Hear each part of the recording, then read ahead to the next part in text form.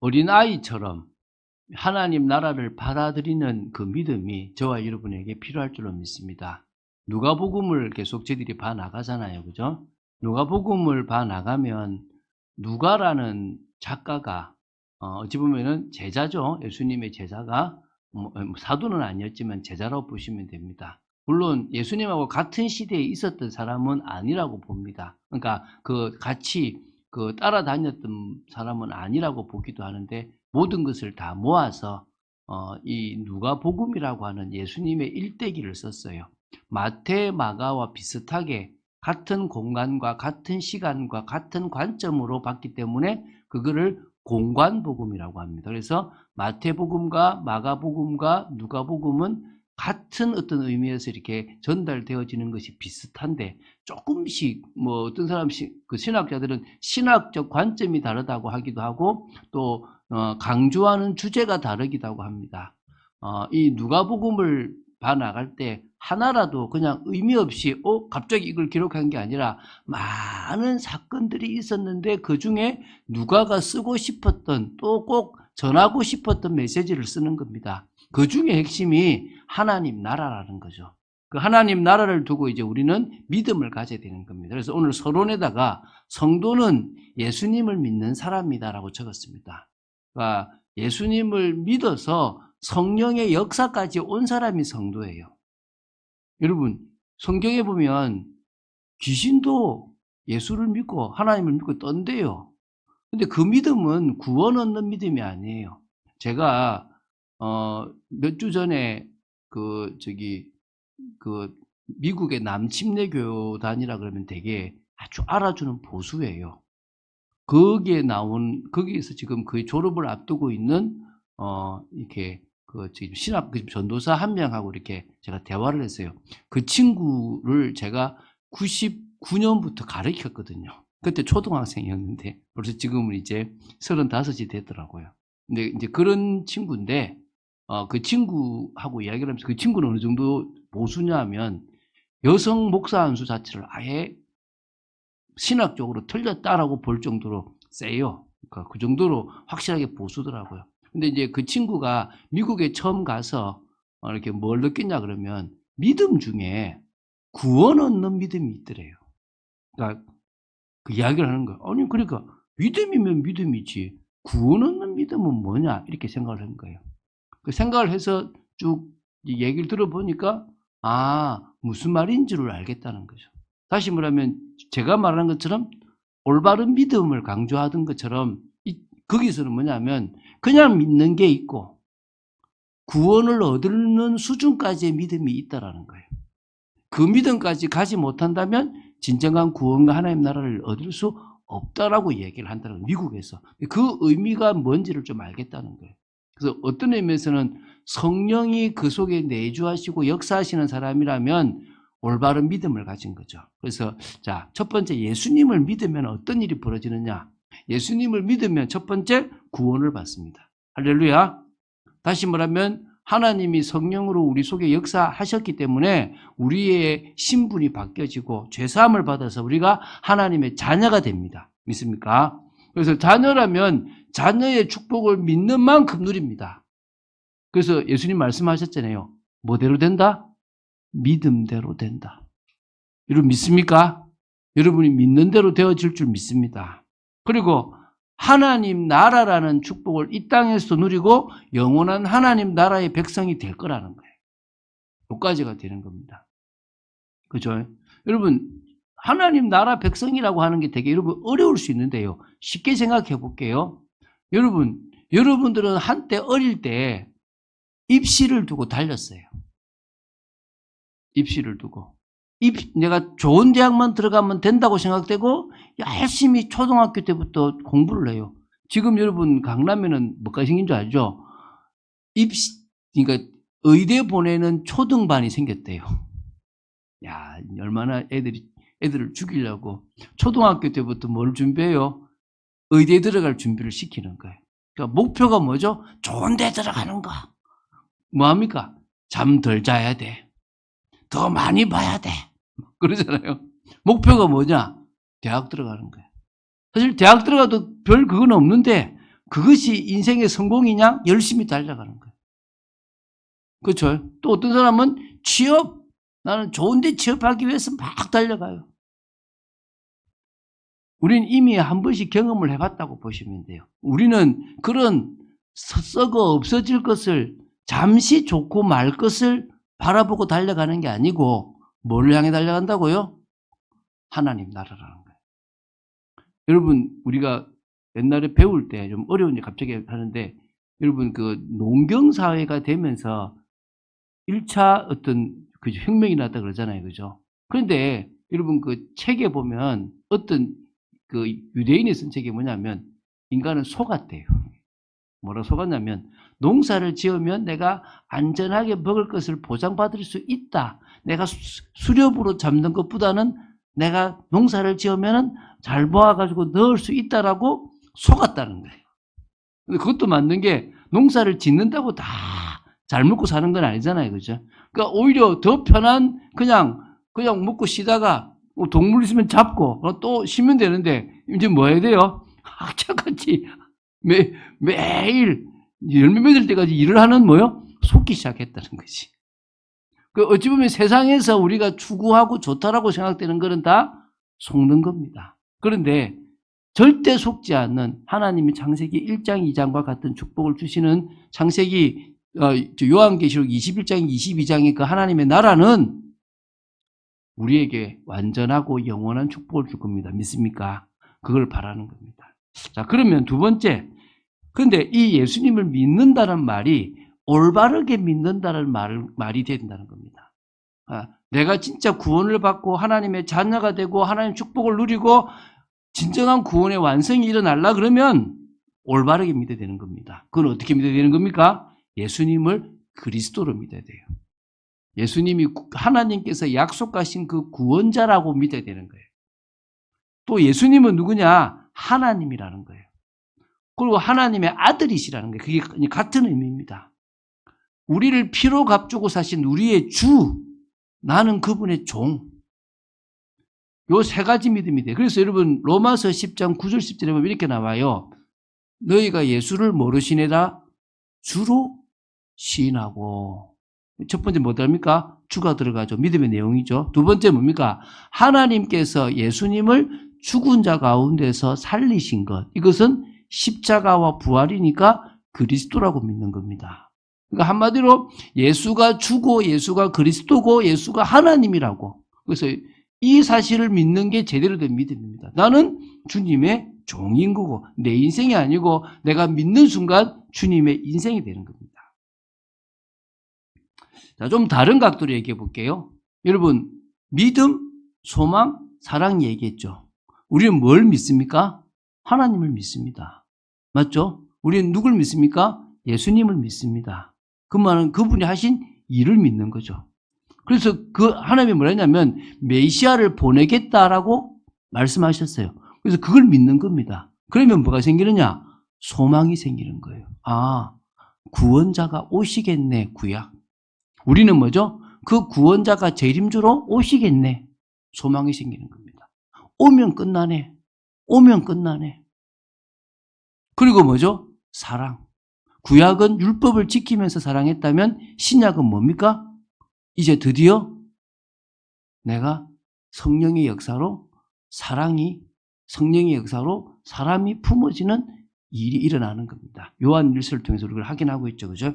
믿음, 소망, 사랑. 하나님 나라가 임하게 될 줄 믿습니다. 자, 그런 의미에서요, 올바른 믿음에는 뭐가 따른다? 순종이 따른다. 그래서 저는요, 이제 우리가 새벽 기도 때 레위기를 하면 꼭 이어서 뭐를 볼 거라고요? 히브리서를 볼 거예요. 지금 이 누가복음을 보면 반드시 이어서 뭘 볼 거다? 사도행전을 볼 겁니다. 그러면 제가 왜 얘기했냐? 믿음에 대한 이야기는 로마서에 나옵니다. 이 믿음이 완성되려면 어디까지 가야 된다? 야고보서까지 가야 된다. 근데 그 야고보서는 행함이라고 얘기했지만 사실은 순종이라고 써도 된다고 봅니다. 뭐의 순종? 말씀의 순종. 핍박이 와도 문제가 와도 현실에 안 맞아도 말씀의 믿음으로 순종하는 게 그게 산 믿음이다. 할렐루야. 그게 올바른 믿음이다. 오늘 우리는 뭐다? 성도다. 예수님을 믿는 성도. 그것도 어떻게 믿는? 올바르게 믿는 성도다. 믿습니까? 요게 딱 정리가 되어지면 이제 구분돼요. 여러분, 정치인들을 보시면, 저 사람 교회 다 가봤네? 저 사람 막 울면서 간증했네? 안 중요해요. 무슨 눈으로 봐야 되겠습니까? 저 사람은 예수님이 그리스도일까? 저 사람에게는 예수님이 진짜 하나님일까? 저 사람은 예수님이 진짜 주인일까? 여러분, 부탁드립니다. 교회가 많아지고 우리나라가 기독교 국가가 되는 게 하나님의 뜻이 아닙니다. 자꾸 그게 속지 마십시오. 제가 지난주에도 제 카톡으로 막 와요. 막 정치인 중에서 이분은 어떤 신앙을 이렇다고 뭐 간증했다고 막 이야기 나와요. 제발 그것 보고 뽑지 마세요. 어떤 사람이 하나님의 그 말씀을 그대로 이어나가고 올바른 정책을 펼 건가? 반기독교적 정책을 펼 곳이 어딘가? 이런 것들을 생각하고 여러분 하시면 되는 거예요. 그래서 저는 여러분들이 뭘 보면 되냐, 안경 하나를 딱 봤으면 좋겠어요. 여러분도 봐야 되지만 저 사람은 교회 다니고 막 그러는데 왜 저렇지? 딱 보면 제대로 된 믿음이 아니구나. 저분은 조금 지금은 연약해 보이는데 올바른 믿음이구나. 여러분, 어떤 의미에서요? 교회에서요.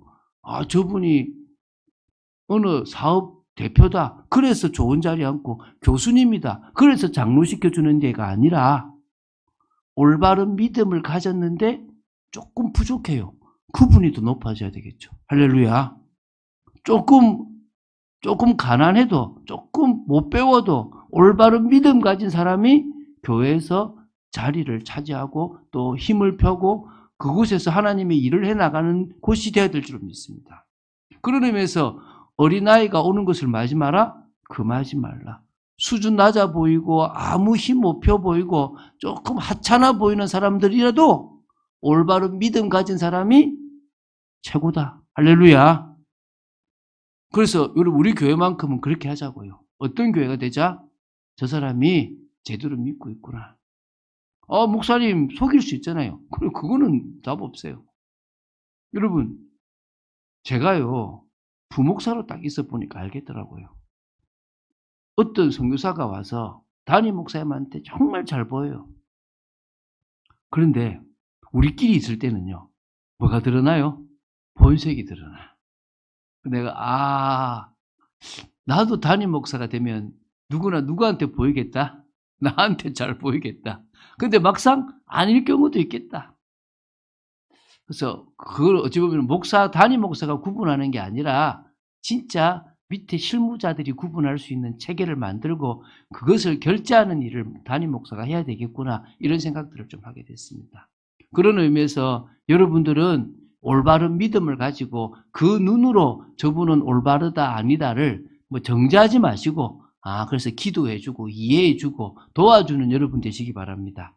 자, 그러면 이제 들어가겠습니다. 신앙의 궁극적 목표, 신앙의 궁극적 결론은 뭐냐? 하나님 나라입니다. 우리가 아이를 공부시키고 유치원 때부터 조기 교육을 시키는 목표가 좋은 대학에 집어넣는 거였던 것처럼 우리 인생의 정말 마지막 영원한 목표가 하나님 나라라는 겁니다. 그런데 우리가 지금 이 누가복음을 통해서 첫 번째 제가 당구정 표시했는데요. 하나님 나라를 빼앗긴 이스라엘 종교 지도자들 얘기를 했죠. 원래 그들에게 주어진 거예요, 먼저. 원래 먼저 이스라엘에게 주어졌고 먼저 유대인에게 주어졌던 거예요. 그런데 이걸 그들이 빼앗겨 버렸다는 거예요. 사복음서 전체가 직접적으로 간접적으로 그들이 이 축복을 빼앗겼다라고 하는 것을 계속 증거해요. 비유로도 증거하고 계속 얘기하는 겁니다. 무엇 때문에 뺏겼느냐? 눈에 보이는 것들 때문에 뺏겼어요. 재물, 권력, 명예, 자신들의 육신적인 것 때문에 진짜 중요한 하나님 나라의 축복을 빼앗겨 버렸어요. 원래 백성인데 빼앗겨 버렸어요. 그래서 누가복음 16장 16절 우리 봤죠? 앞에 봤는데 뭐랬냐면 이렇게 나와요. 율법과 선지자는 요한의 때까지와 그 후부터는 하나님 나라의 복음이 전파되어 사람마다 그리로 침입하느니라. 침노한다 그러죠. 뭐 한다 그럽니까? 누가복음 16장 16절에 이제는 이방인들이 그 하나님 나라의 백성이 되려고 막 침입을 한다는 거, 빼앗는 거예요. 결국 유대인들은 그걸 빼앗겨 버린다는 겁니다.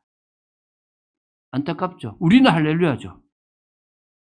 여러분, 또 여러분이 이 자리에 있다가요, 이 축복을 빼앗겨 버리지 않게 되길 바랍니다.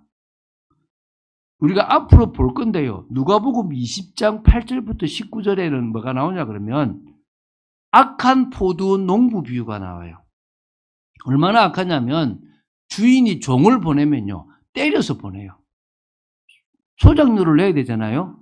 때려서 보내는 겁니다. 그 하도 자꾸 때려서 보내니까 누구를 보냅니까? 아들을 보내는 거예요. 아들을 보내면은 좀 말 잘 듣겠지. 근데 이 악한 농부들이 뭡니까? 요 사람 죽이면 이 포도원 우리 거 되는 거 아니야? 이 생각하는 것이. 그래서 죽여버리는 거예요. 이게 또 어떤 겁니까? 먼저 보냈던 종은 선지자를 말해요. 그 뒤에 아들은 예수님을 말하는 거예요. 선지자들 죽이고 아들까지, 예수님까지 죽인 거죠. 그래서 하나님, 그 주인이 어떻게 합니까? 진멸해버려요. 다른 농부한테 줘버리는 거예요. 딱 그 이야기가 지금 이 하나님 나라를 빼앗긴 이스라엘 백성인 거예요. 자신들은 육신적인 하나님 나라만 생각했지 영원한 진짜 나라를 모르고 빼앗겨 버렸다는 거예요. 자, 그러면 하나님 나라는 어떻게 얻느냐? 두 가지입니다. 오늘 이게 누가복음 18장 15절부터 30절까지 나오는 방법에서 두 가지가 나와요. 첫 번째가 뭡니까? 하나님 나라를 어린아이처럼 받아들여야 갈 수 있습니다. 할렐루야. 이 하나님 나라를 어린아이처럼, 이거는 차일디시가 아니고 차일드라이크예요. 차일디시는 뭡니까? 어린아이처럼 유치해요. 막 이불로 거부하고 막 이게 아니에요. 어떻게 해요? 순수하고 사실적으로 그걸 받아들인다는 거예요. 그래서 이 어린아이와 관련된 예수님의 말씀이 많아요. 자, 오늘 이제 이걸 조금 이제 뒷부분에 나올 거니까 여러분 누가복음 9장 46절부터 48절에도 어린아이를 데리고 나와서 뭐냐면 너희들이 이 어린아이와 같이 작은 자도 섬길 수가 있어야 된다 그래요. 영접해라 이 말이죠. 여러분 우리는요 이 교회에 대단한 사람이 와야 되는 게 아니라 어린아이처럼 제대로 믿음을 가진 연약하지만 그들이 와야 된다고 믿습니다. 예수님은 병자와 죄인들을 찾아가셔서 그들이 예수 믿도록 만들었습니다. 할렐루야. 우리 교회도 힘들고 어려운 사람들을 더 돕고 그들이 예수님을 믿어서 약한 자가 강한 자, 가난한 자가 부한 자가 되는 역사를 이뤄낼 줄로 믿습니다. 또 이제 뭐가 있냐면 그 마태복음 18장 3절 5절에는 어린아이처럼 자기를 낮추라고 얘기합니다. 저는 못해요. 저는 부족해요. 이렇게 낮추라고 얘기합니다. 어린아이와 같은 모습을 많이 얘기해요. 자, 오늘 이 본문하고 같은 말씀이 마태복음 19장 13절부터 15절, 또 마가복음 10장 13절부터 16절이 오늘 본문하고 똑같은 겁니다. 뭡니까? 천국은 이런 사람의 것이라는 거예요. 할렐루야. 어린아이처럼 연약해 보여도 올바른 믿음을 가진 사람의 것입니다. 목사라고 들어가는 게 아닙니다. 신학 공부를 했다고 들어가는 게 아닙니다. 내가 세상에서 성공했다고 들어가는 게 아닙니다. 어린아이처럼 볼품 없어도 올바른 믿음을 가진 사람은 얻게 되고 들어가는 겁니다. 믿습니까? 두 번째는 오늘도 이게 마가복음 10장 15절도 나오는데 같은 본문입니다. 어린아이처럼 받아들이는 사람. 뭘 받아들입니까? 하나님의 말씀을 받아들이고 받드는 사람, 영접하는 사람, 그 사람이 하나님 나라를 얻을 사람인 겁니다. 할렐루야. 오늘 우리는 받아들입시다. 그냥 의심 없이 받아들입시다. 마치 어린아이, 여러분 3살, 4살 아이가 엄마가 해주는 말이면 다 받아들이고, 예를 들면 이거 먹으면 죽어 그러면 애들이 안 먹잖아요. 그렇죠? 이거 먹으면 내가 먹잖아요. 모든 게 부모가 하는 것을 그대로 받아들이듯 우리가 하나님의 말씀을 받아들이고 의심하지 않는 여러분 되시기 바랍니다. 그다음에 이제 다음 주에 볼 건데요. 가장 소중한 것까지 버릴 수 있어야만 뭐 할 수 있다? 하나님 나라를 얻을 수 있습니다. 이게 이제 누가복음 18장 18절부터 30절 말씀이에요. 다음 주에 할 얘기입니다. 영생에 대한 이야기가 하나님 나라에 대한 이야기인데요. 한 부자 청년이 나와요. 그 이야기는 이제 다음 주에 할 건데, 자기는 나름대로 열심히 말씀을 지켰어요. 말씀을 지켰는데, 나름대로 조금 어떻게 하면 내가 영생에 들어가겠습니까? 더 자기 부족해 보여서 물었던 거죠. 그때 예수님께서 율법의 말씀 중에서 사람들을 사랑하는 말씀들을 다시 한번 알려주셨어요. 그러니까 뭐 간음하지 마라, 도둑질 마라, 거짓 증거하지 마라, 부모를 공경하라 이런 말씀들을 해주니까 저 그거 다 지켰는데요 이런 거예요. 예수님이 뭐랬냐면 네가 가지고 있는 재산을 팔아서 가난한 사람들에게 나누어 줘라. 그리고 너는 나를 따르라. 그러니까 이 사람이 부자니까 고민하는 거예요. 그러면 우리 재산 다 바쳐야 되냐? 그런 개념이 아니에요. 가장 우선에 누구를 두라는 거예요? 하나님을 두라는 거예요. 가장 우선에 우리가 믿음을 두라는 겁니다. 이제 그 이야기는 다음 주에. 그래서 이거를 여러분 낙타가 바늘귀에 들어가는 게 부자가 천국 들어가는 것보다 쉽다 그래요. 그럼 여러분이 갈고 있는 그 바늘귀가 아닙니다. 이 바늘귀가 아니고 뭐냐면 진짜 사람 한 명만 딱 지나갈 수 있는 성문의 작은 이 쪽문 같은 거라고 보시면 돼요. 근데 거기에 낙타가 들어가려 그러면요 죽어요. 짐 다 풀고 그냥 낙타를 구겨 집어 넣어야 이제 낙타가 들어갈 수 있는 그런 문을 말하는 거예요. 그 문이 이제 바로 이제 그 당시 바늘귀로 불렸는데 그 이야기는 다음 주에 하도록 하겠습니다. 그래서 그 부분에 대한 거는 하고요. 자, 두 번째입니다. 오늘 나누는 거죠. 하나님 나라를 어린아이처럼 받아들이는 것에 대한 이야기를 하겠습니다. 이 예수님이 교육하고 양육하는 방법을 보면요. 좀 특이해요. 오늘 이거 갖고 올 건 이거 교육할 거니까 이거 준비해라 이런 게 없어요.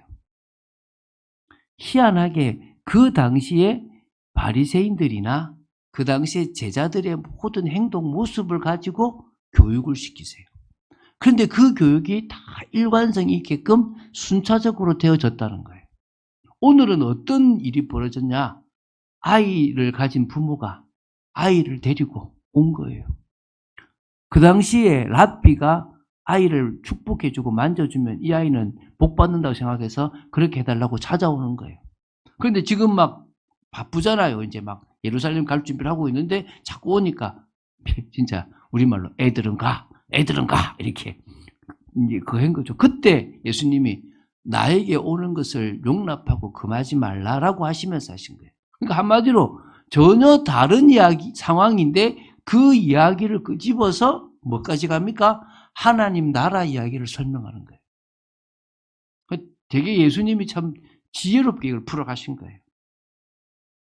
그래서 어린아이처럼 받아들인다고 하는 개념은 두 가지라고 보시면 돼요. 오늘 나왔죠? 첫 번째 뭐라고요? 순수한 믿음인 거예요. 두 번째는 이제 뭐냐? 절대적 믿음인 거예요.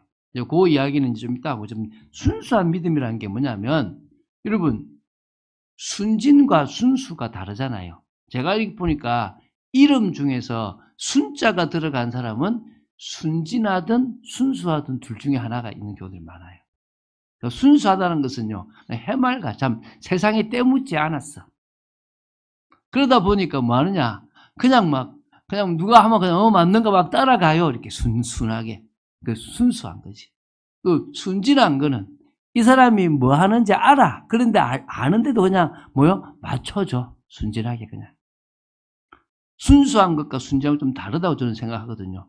순수하다는 것은요, 다른 지식으로 막 복잡하거나 이게 한쪽에는 돈, 한쪽에는 세상적인 것도, 한쪽에 준이 이렇게 왔다 갔다 하지 않고 그냥 이렇게 순수한 거예요. 할렐루야. 오늘 우리의 신앙이 복잡하지 않게 되기를 예수님을 축원드립니다.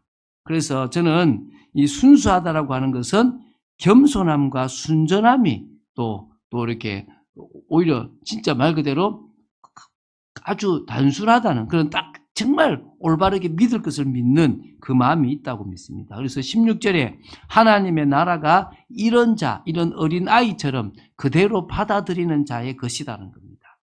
어린아이만 간다는 게 아닙니다. 참 그렇잖아요. 우리가 말할 때 참 때 묻었다라고 얘기하잖아요. 여러분, 저는 그 성철 스님이라는 분이 인간적으로는 되게 솔직했다고 봐요. 그 사람이 열반송에 들어갈 때 내가 억만죄를 지었다 그러잖아요. 그리고 바리새인만큼요 음흉한 사람이 없는 거예요. 스스로 그렇게 많은 죄를 지은 거 알면서도 하나님 저는 의롭습니다. 저는 죄 안 지었습니다. 나만큼 의로우면 돼. 이런 식으로 얘기하는 거예요. 잘못하면 목사가 그럴 수 있는 거예요. 나는 깨끗하고. 부족한 거를 자랑하라는 건 아니지만 부족할 수밖에 없잖아요. 돈 따라갈 수밖에 없고 환경 따라갈 수밖에 없고. 여러분 저도요. 목사님 은혜 받았어요. 그러면요. 왠지 어깨가 싹 올라가는 그런 연약한 존재입니다. 그렇잖아요. 우리가. 그죠? 그러나 우리의 신앙이 불순물이 빠진 뭐요? 순금처럼 오직 말씀에 근거했으면 좋겠다는 거예요. 제가 요새 한 번씩 과거의 명작이었다고 하는 영화들을 좀 봐요. 어제는 제가 뭘 봤냐니까 잠시 조금 다른가면서 포레스트 검프를 봤어요. 제가 참 옛날에 좀 아주 되게 극하게 봤거든요. 참, 야, 이렇게 만들 수 있을까 생각해서 봤는데 그 시대만 해도 이미 기독교인들의 생각들이 대부분 혼합주의가 많이 섞여 있는 거예요. 그 이전의 영화를 봐도 그렇고 대부분 나는 하나님을 믿는다고 하는데 여러 가지가 섞여 있는 거예요. 마치 지금 혼합주의가 섞여 있는 모습들이 드러나 있더라는 거예요. 그러니까 교회는 다니고 예수님을 믿는다고 하는데 우리가 볼 때는 올바른 신앙의 모습이 아닌 거예요. 지금 마치 많은 사람들이 그러고 있다는 거예요. 그러니까 뭐라 그럽니까? 우리 또 다음 생애가 있다면 이런 목사는 안 될 거야. 제가 뭘 믿고 있는 거죠? 환생을 믿고 있는 그러면 이런 식이 되어져 버리는 거예요. 우리는 환생을 안 믿습니다. 우리는 윤회를 믿지 않습니다. 우리는 인과응보라고 하는 내가 착하게 살아야 된다라고 하는 걸 믿고 있지는 않습니다. 물론 하나님은 인과응보, 권선징악, 상선징악이 있습니다. 그렇지만 그게 뭐가 아니다는 거죠. 우리의 삶에서 꼭 필요한 진리는 아니라는 거예요. 자, 지금 어려운 얘기를 하고 있습니다. 여러분 삶 속에 빼야 될 것들이 있다는 거예요. 여러분 삶 속에 집어넣어야 될 게 있다는 거예요. 저는 성경 말씀을 집어넣어요. 여러분 제가 지금 수요 성경 공부 때 하고 있는 말씀들이 지금 여러분 되게 어려운 말씀이에요. 그런데 저하고 조직 신학을 한번 나눠본 사람들은 생각보다 어렵지 않을 거예요. 조금 정리가 될 수는 있을 거예요. 왜 그렇게 필요하냐면 그런 지식들이 들어가야 세상을 판단하거나 세상을 분별할 때 조금 더 올바르게 볼 수가 있는 거예요. 여러분들이 이거는 구원과 관계 있는 게 아니라 삶과 관계 있는 부분과 있다고 보시면 됩니다. 그래서 자신이 아는 지식의 한계와 오류를 분명히 인정하고 반대로 주님의 말씀은 참되다라고 믿는 믿음이 있다면 여러분들은 주님 앞에 내려놓을 수 있는 거죠. 이게 절대적 믿음, 순수한 믿음이에요. 두 번째는 절대적 믿음입니다. 어린아이들이 어릴수록 부모의 것을 절대적으로 받아들이고 부모의 말과 부모의 모습이 절대적이잖아요. 그럴 수 있는 우리가 하나님의 말씀이 우리에게 절대적으로 되어질 수 있는 그런 여러분 되시기 바랍니다. 물론 여기서 주의사항이 있어요. 비슷하게 나오니까. 여러분 이 절대적으로 믿어도요. 인간의 한계 때문에 잘못 믿을 수 있어요. 그 대표적인 예가 천동설과 지동설이에요. 제가 지금 어려운 얘기를 하죠. 여러분 잘 보세요. 중세시대 사람들은요. 하나님을 절대적으로 믿는다고 생각하고 천동설을 주장한 거예요.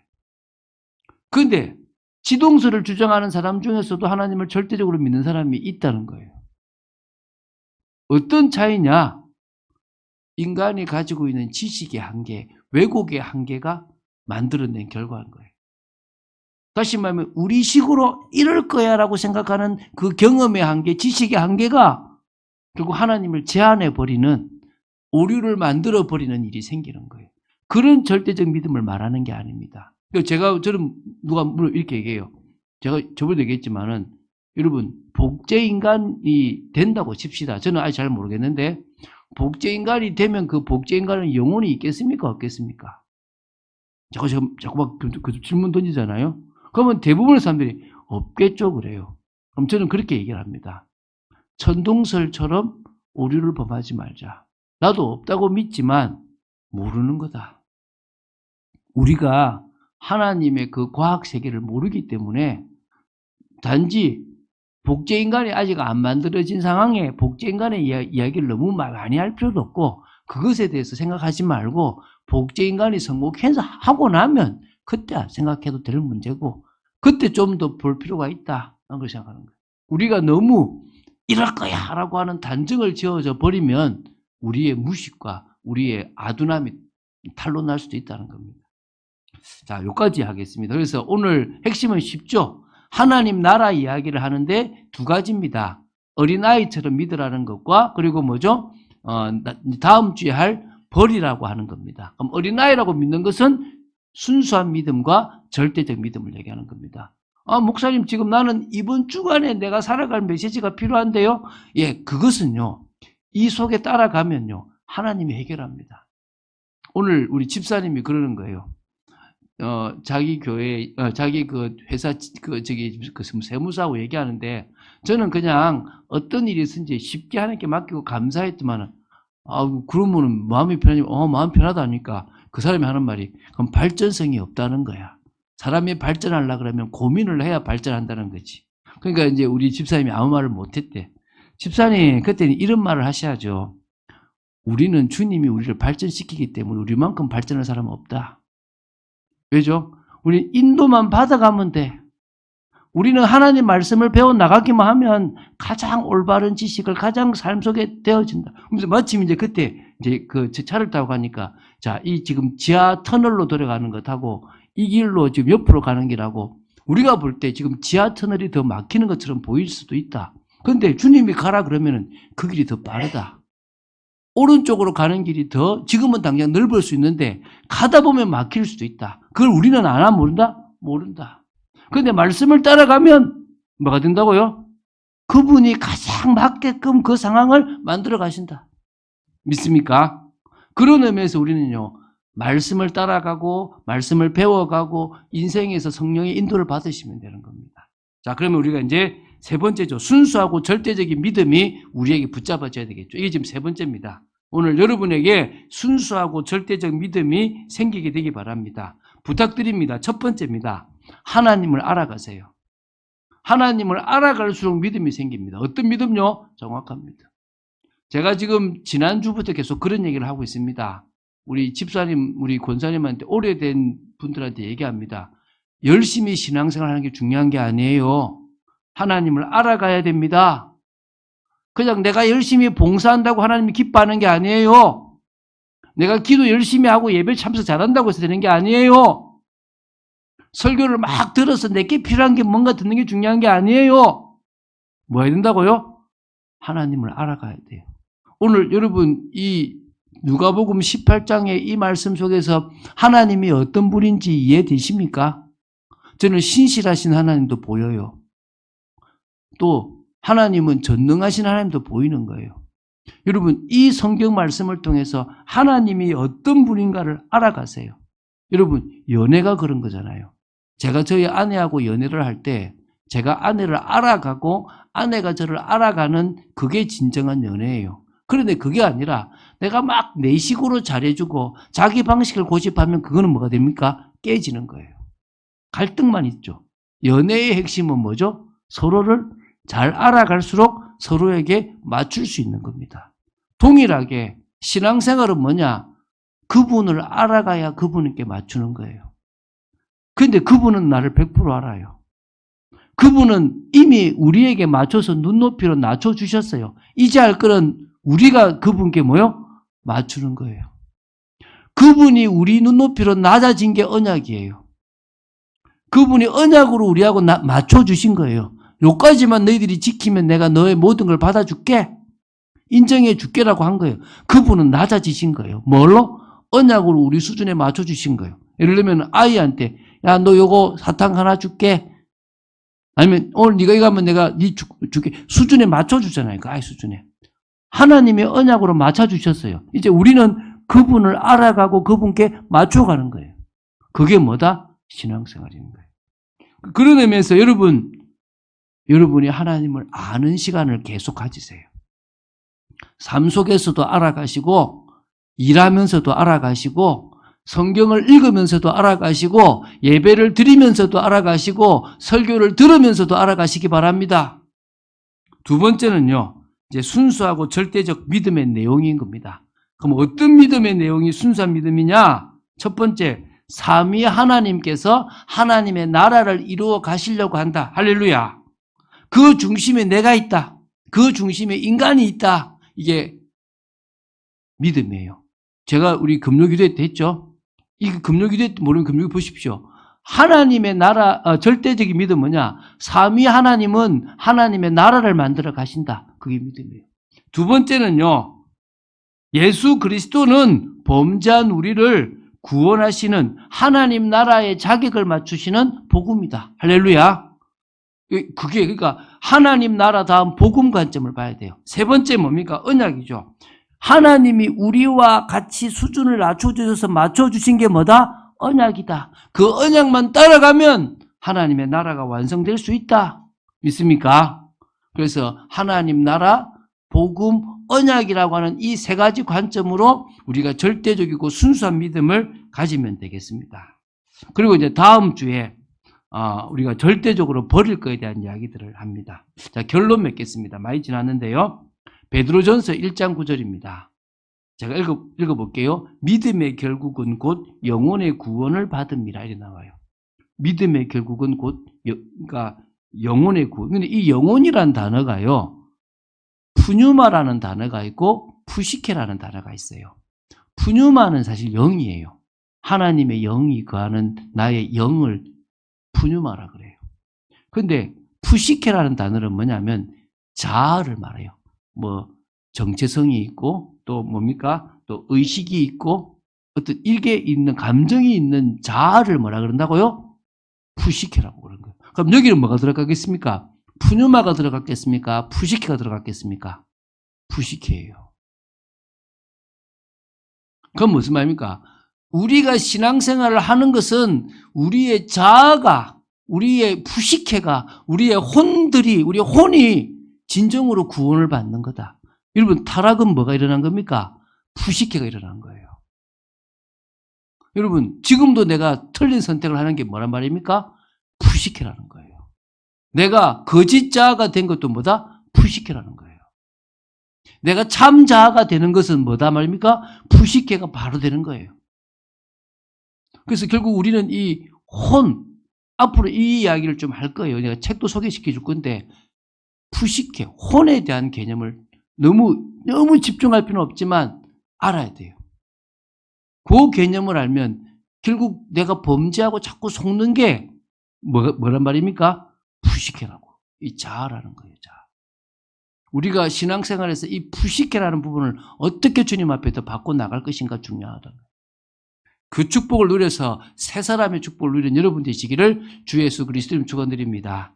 주는 그리스도시요 살아계신 하나님의 아들이심을 고백합니다.